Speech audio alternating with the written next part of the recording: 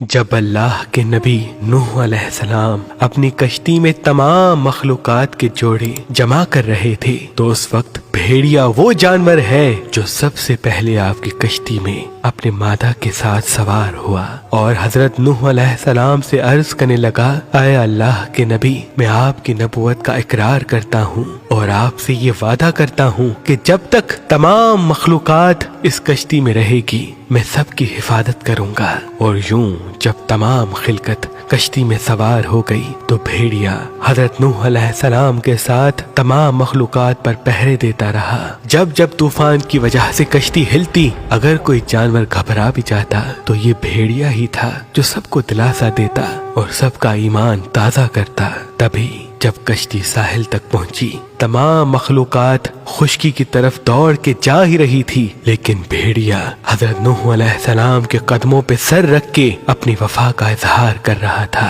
اور یہ گزارش کر رہا تھا کہ اے اللہ کے نبی، کیا میری ذمہ داری میں کوئی کوتاہی تو نہیں ہوئی؟ بس اس وقت اللہ کے نبی حضرت نوح علیہ السلام نے بھیڑیے کے سر پہ ہاتھ رکھا اور اللہ کے دربار میں دعا کی کہ اے اللہ، اس جانور کو ہمیشہ آزاد ہی رکھنا، اس کو اتنی طاقت دے کہ کوئی بھی انسان اس کو قید کر کے غلام نہ بنائے۔ اور یوں اللہ نے حضرت نوح علیہ السلام کی دعا کو قبول کر دیا۔ آج بھی بھیڑیے کو گھروں میں پالنا بالکل ناممکن ہے، کیونکہ یہ واحد جانور ہے جو اپنی زندگی سے زیادہ اپنی آزادی سے محبت کرتا ہے، بھوکا رہ سکتا ہے لیکن قید کو پسند نہیں کرتا۔ اور آج بھی جب بھی بھیڑیا جنگل میں کسی انسان کو مارنے آ جائے تو اگر انسان ٹھہر کے اس کو نوح علیہ السلام کا واسطہ دے کہ تو پلٹ جا، تو بھیڑیا پھر پلٹ کے وار نہیں کرتا، وہ پچھلے پاؤں لوٹ جاتا ہے، وہ پچھلے پاؤں